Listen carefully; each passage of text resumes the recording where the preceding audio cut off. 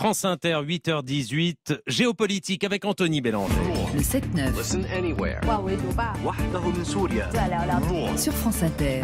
Bonjour Anthony. Bonjour Nicolas, bonjour à tous. La tension, Anthony, est encore montée d'un cran entre Algérie et Maroc. L'Algérie qui a accusé hier le Maroc d'être responsable de la mort de 3 de ses ressortissants dans ce que Alger appelle le bombardement d'un convoi de camions sur une route qui va de la Mauritanie à l'Algérie en longeant le Sahara occidental. Alors personne n'a pu indépendamment confirmer les accusations algériennes. La Mauritanie pour sa part assure qu'aucune opération militaire n'a été conduite sur son territoire, mais peu importe, ce qui impressionne et inquiète pour tout dire, c'est la violence des termes utilisés. Alger parle de lâche assassinat, évoque l'utilisation d'armements sophistiqués, mais surtout ajoute que l'assassinat, je cite bien sûr, de ces nationaux ne restera pas impuni. On n'est pas loin de menaces directes de rétorsion militaire. Alors c'est vrai que les relations entre les deux pays n'ont cessé de se dégrader ces derniers mois, jusqu'à la rupture des relations diplomatiques, c'était fin août, à l'initiative d'Alger. On pensait avoir atteint là une sorte de climax, à partir duquel une désescalade était possible. Eh bien, on avait tort. La semaine dernière, Alger n'a pas renouvelé le contrat d'un gazoduc transitant par le Maroc,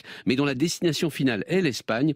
Pas question pour Alger qu'au passage, le Maroc puisse continuer à être alimenté par du gaz algérien. Autrement dit, Alger se prive des milliards d'un contrat de livraison de gaz, quitte à se fâcher avec l'un de ses principaux clients, l'Espagne, au moment où le prix du gaz est au plus haut, et ce juste pour punir le Maroc. C'est si irrationnel que ça en devient dangereux. Alors dites-nous Anthony, que reproche l'Algérie au Maroc ? Un coup diplomatique magistral. Fin 2020, en échange de la normalisation des relations diplomatiques entre Rabat et Tel Aviv, le Maroc obtenait de Donald Trump la reconnaissance de sa souveraineté sur le Sahara occidental. L'Algérie, qui soutient depuis toujours l'autodétermination des Sahraouis, s'est sentie bafouée, isolée et espérait que la nouvelle administration Biden effacerait cette humiliation. Rien. Non seulement la Maison-Blanche n'a pas renié la signature de Donald Trump, mais en plus, Rabat est devenu l'allié de choix de Washington dans la région, notamment l'allié militaire. Ça tombe bien, le Maroc modernise son armée à marche forcée. Ça signifie à terme du matériel dernier cri made in USA.